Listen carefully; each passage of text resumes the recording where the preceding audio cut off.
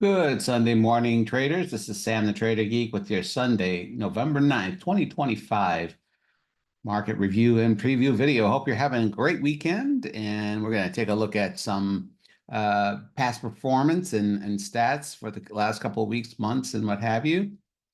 A little bit more abbreviated than what we do at month and quarter end. So we're looking at Friday's action where we saw a nice reversal and Bitcoin up 2.94%, kind of leading the way after kind of getting hit. So up 3% is pretty good recovery.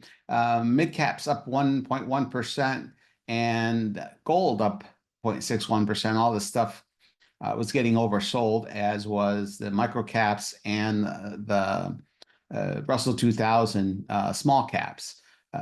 Total stock market index from Vanguard up just about 22 basis points. VIX starting up higher and losing a couple percent. I'll have a few things to say about the VIX.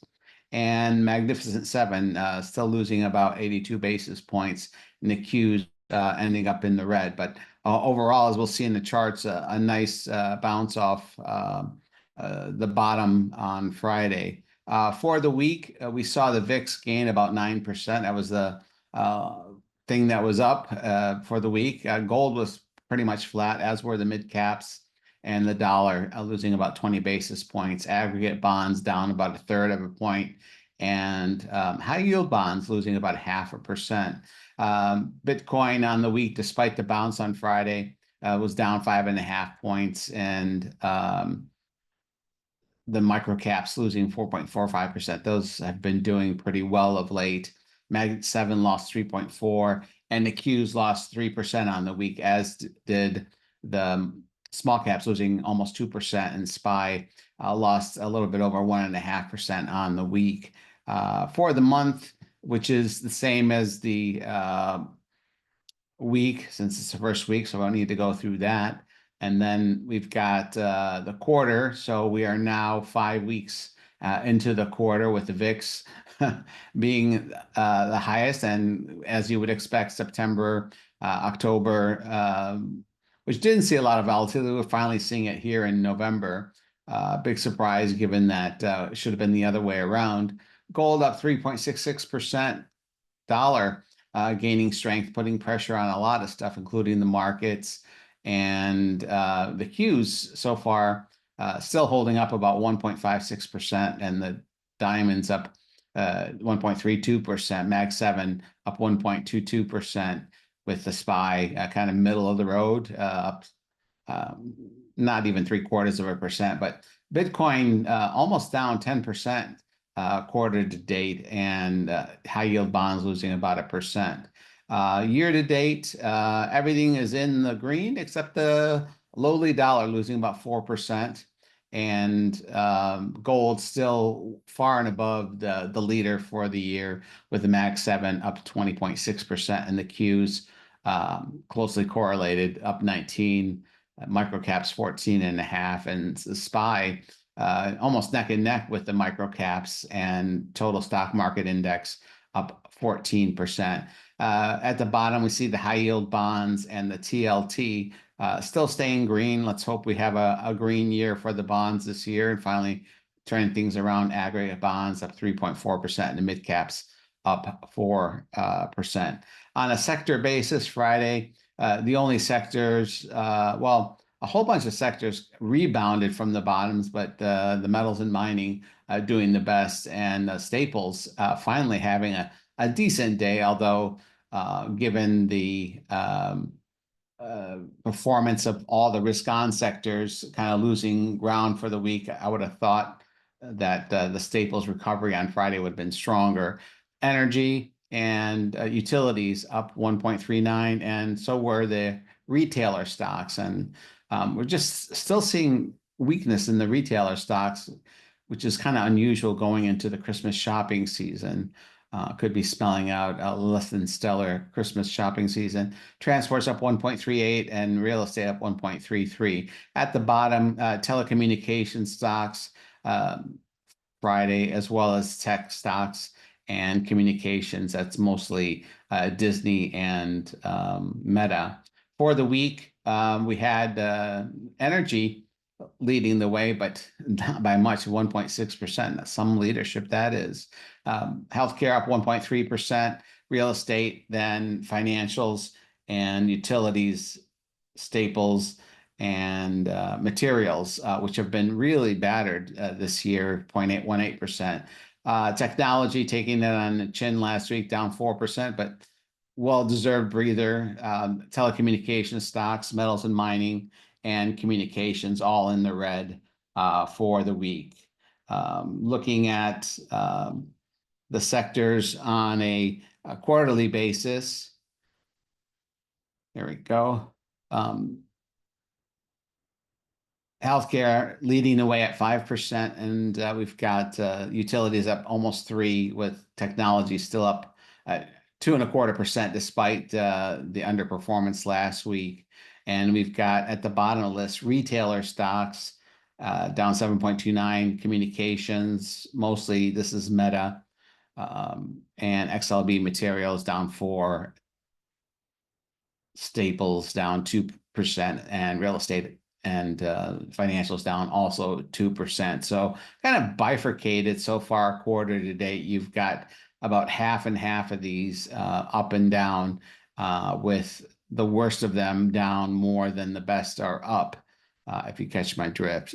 Year to date, metals and mining, just like gold in the major markets, up the most. XLK,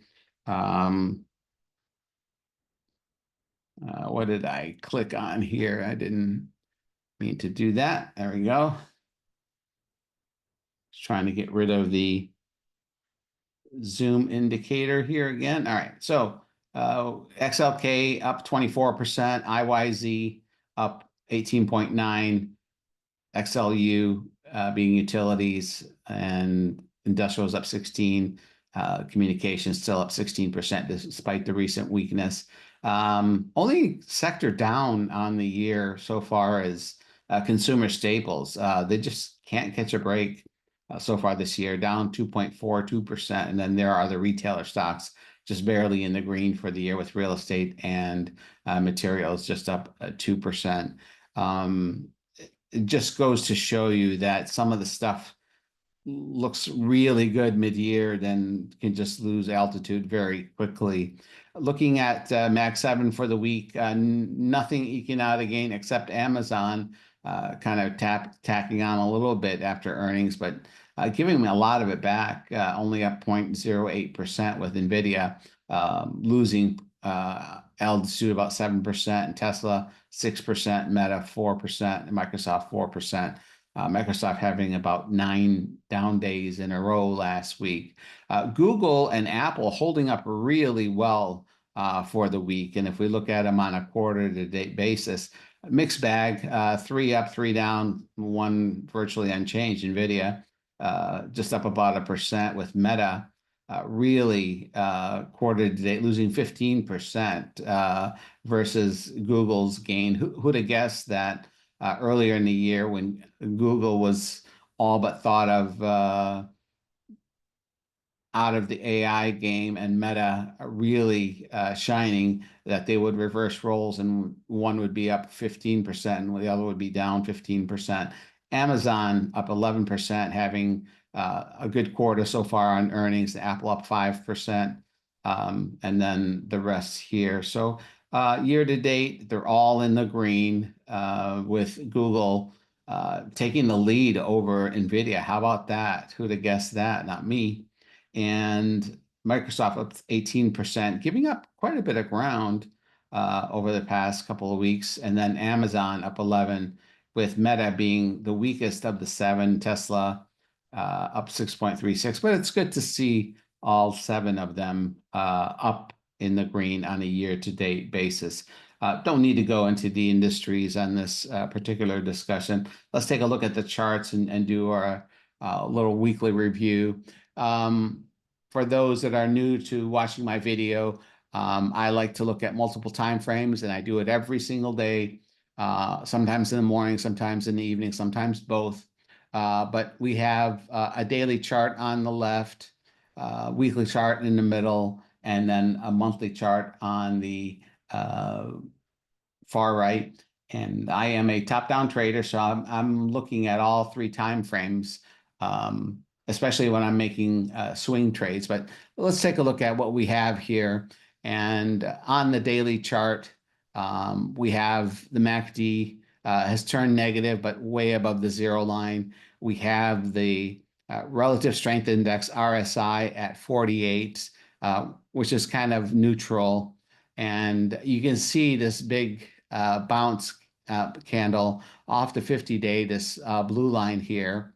And some people call it a hammer. Some people say it's not a hammer because we're not in a downtrend. Call it whatever you will. It looks like we found a short-term bottom on Friday, which could have some follow through, but we're back into Thursday's range, which is a good thing. We did close below the options implied expected move on Friday for the week. We did exceed it, and you can see now I have marked off next week's expected move. Here's the upper edge of the expected move, which is I believe around 122 points. We'll double check that at 68.52. And then the lower edge of the expected move for the week, which is at 66.05. So I would expect that the bounce will continue for the next couple of days, 2, 3, 4 days, and see what happens from there. We're getting a bit oversold, and Friday was a nice bounce into the close. Looking at the weekly chart, you can see we ultimately stopped one time framing meaning that the low of any one particular bar is lower than the prior bar. And we've been one time framing down here on the dailies. And last week we did the same on the weekly. So we shall see whether we continue the bounce or what happens on the weekly chart. But we have a MACD that's threatening for the fast line to cross over the signal line, still in a bullish formation, albeit a bit sideways. And we do have the RSI at a 63 level, which is coming off the overbought 70 level, but still bullish. You can't say anything about that. And then finally, how did I do that? I didn't mean to. I clicked on something there. There we go. All right. So we've got the monthly chart, and we have not stopped one time framing on the monthly. So our low so far this month, 66.31 to stop one time framing. We'd have to get below 65.50. And I believe 65.50 is really our line in the sand. If we're going to take out a monthly low, then I think we have more of a correction to come. Not that I believe that this correction is over and that we're going back to all-time highs. Obviously, that's what we've seen time and time again this year. But my guess is that we still, after a quick bounce, I don't think we're done with our corrective action, but who knows? MACD on the monthly still solidly positive, and we are still overbought on the RSI, closing at about a 72 level. So still bullish by all in all respects here. I'll pull back in an uptrend, but I still believe that we'll see more corrective action. I think we have a little bit more work on the sideways to down basis. Looking at the NDX, not the NDXL, you can see here another nice recovery, bounce off this blue line, which is the 50-day. This is a daily chart, just like on the S&P. Bearish chandelier, bearish PSR, both of them are volatility stops, and we are below them. This blue dotted line is an average true range trailing stop, ATR trailing stop, that I have on my charts, and we basically held that on Friday. MACD fast line flipped over the signal line, but we're far above the zero level, and the RSI is a neutral. So very similar to the SPX. And what I want to also call your attention to, that yellow line is the 8 EMA, and the green line is the 21 EMA. We'll see if we get the 8 to cross uh, below the 21 EMA. That might give us or portend a little bit more weakness. This is still last week's expected move. Not sure why the current week is not showing up. And in any case, another case where we took out last week's low and we are no longer one-time framing on the weekly chart. And looks like we bounced about off the 8 EMA, if that's meaningful. But PSIR flipped bearish last week. Our chandelier stop is still positive. It's right here at the 24,172 level. MACD is basically sideways, threatening to cross below, but we are off the overbought levels on the RSI. Monthly chart, so far an inside month. Month is only 1 week old, and nothing here of concern. Great uptrend, which continues and until otherwise. But what we have here is nothing but a pullback and an uptrend. MACD or the RSI still in the overbought level at 72, but cooling off a little bit, but the MACD is solidly positive. Nothing wrong with this NASDAQ uptrend. So far, what we're seeing is a pullback. Russell 2000, which is the weakest of the three major indices, Chandelier and PSAR are both in the red for the week. And you can see, if you can draw a trend line here, is what we need to do to see our reversal. But we indeed had a reversal on Friday on the daily chart. Call us what you will, but it turned around and was negative and closed in the green. MACD solidly positive, and you can see the fast line is getting ready to cross under the zero line. We'll see if that happens. RSI is neutral at the 46 level. And so we could see continuation of this bounce. Blue line here is the 50-day, so we are below the 50-day on the small caps. Weekly chart, definitely stop one-time framing, and this one looks more like the fast line is ready to flip over the signal line, and we have the RSI at the 59 level still close to the overbought level, 50 being the neutral level. And finally, the monthly chart. This one has stopped one-time framing because we did violate the low, albeit not on a month closing basis, but still looks okay. This can recover. It's just a little excess here on the bottom. Monthly MACD is positive. We never really got solidly overbought over the 70 level on the RUT, the Russell 2000, but this one weaker than the NDX and the SPX. So we would like to see more strength here, but when we look at the bonds, they're not helping the cause here in terms of helping the small caps, which are very sensitive to interest rates, recover. So that's the TLT for you. Switching gears here and taking a look at the VIX, you can see a big topping tail on Monday on the daily. So we got all the way up to the 20, almost to the 23 level, and this purple line here is the top of the Bollinger Band. We didn't quite exceed it, but the good news is we closed below 20. We went into the red on Friday, at least bullish for the markets, bearish for the VIX fans or the bears. But we can still see that the MACD just flipped positive, and certainly more room to run with the 54 RSI on the daily.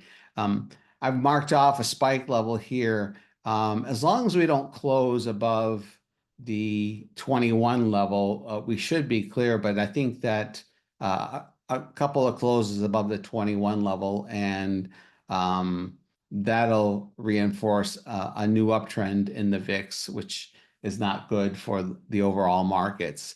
Bearish chandelier, that chandelier is right here, right under the 21. we would need a close above that level or the 21 level to flip that chandelier positive on the VIX, which would be negative for the market. So nothing of true concern, and we didn't get a really big spike.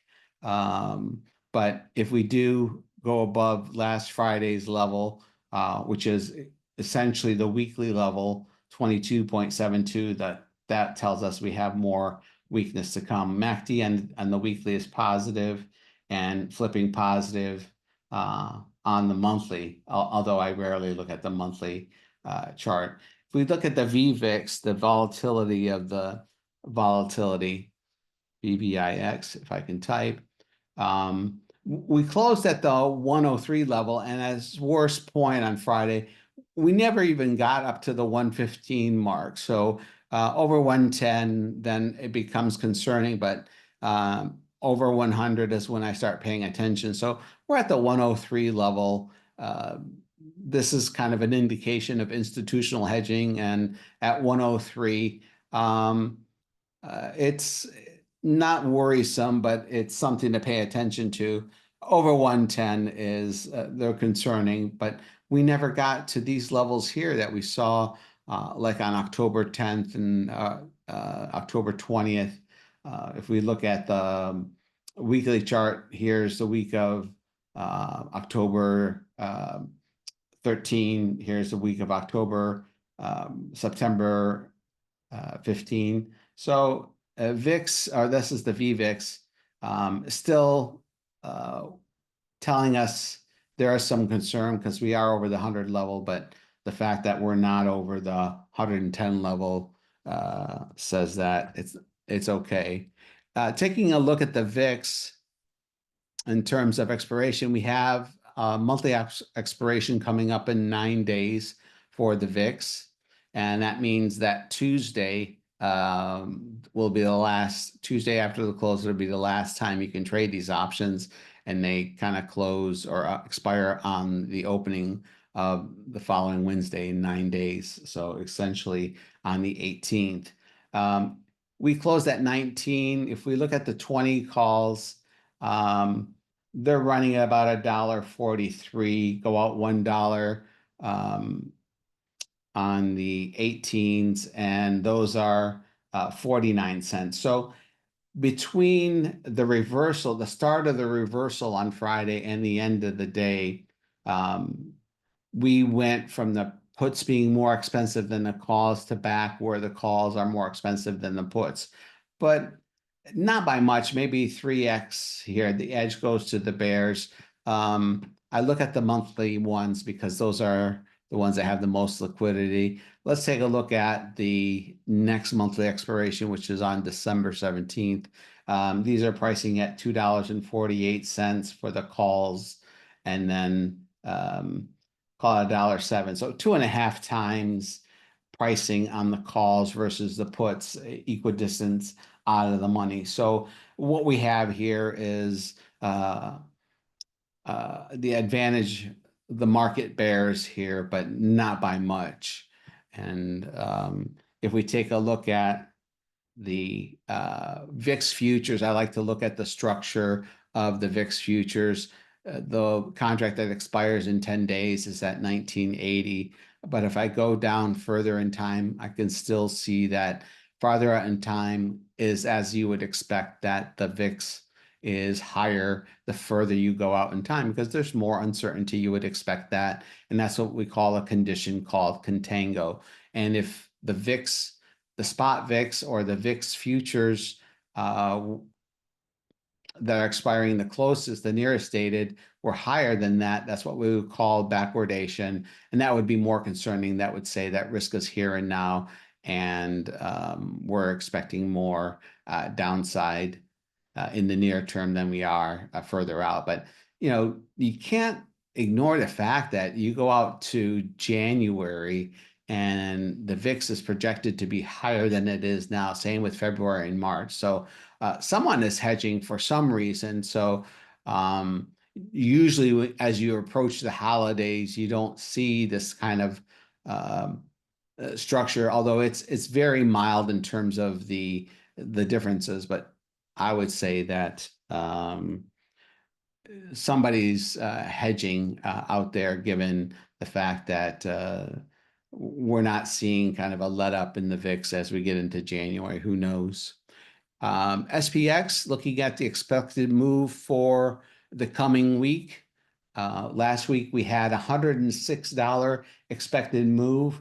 As you would expect with the volatility higher, we now have about $124 move, give or take, on the week, which means, depending on which economic reports we get and what have you, I don't think this is enough to justify what we saw this week. But I mean, we had days that we were up from top to bottom more than 120 points last week. So if I were buying or selling index options in the next week, I'd much rather be a buyer than a seller of options in the short term, given the volatility that we've seen. And I think that volatility will continue at least into the end of the month. Finally, let's take a look at what we have in terms of economic announcements and earnings. I think we've been through the most of the earnings. A lot of the economic reports this week are going to depend on what happens with the government, if we get a reopen or not. And what you see here with the stars, those are dependent on whether the government is there to furnish those. So you've got a lot of Fed yackers out there yakking it up on Thursday and on Wednesday, Tuesday. Nothing scheduled for Monday, Friday. We're supposed to get core PPI, and we'll see if we get that core CPA on Thursday. Again, if the government is closed, we probably won't get them, and I'm not even sure we'll still get them, even if they do reopen, if they have time to put them together by Thursday or not. But my guess is we're not going to see any of these major reports. In any case, earnings winding down, but we still have some important names. We got Barrick Gold reporting before the open on Monday. CoreWeave, which has been pretty prominent of late after the close. Rigetti, one of those quantum names. Occidental Petroleum reporting. AST Mobile, a lot of people like to trade ones. NBIS. We have Oklo reporting, and recent meme stock Beyond Meat reporting. Cisco after the close on Wednesday, and we've got Disney before the open on Thursday. So quite a few prominent names reporting next week. Applied Materials after the close on Thursday. Nothing really of significance on Friday, but still some big earnings report. But for the most part, we are winding down earnings season. My thoughts for the week. I think the bounce that started on Friday can continue. We get any news or hints that the government is shutting down, the shutdown is coming to an end, then we'll definitely get a nice bounce, further bounce. But I think what we're in for is a 2 to 4 day bounce. But I think the dominant trend is here in the weekly, and we need some more time to digest and consolidate some of these gains. So I'm not sure we're ready to go back to all-time highs, but I thought that here, but look what happened. We did go back to all-time highs.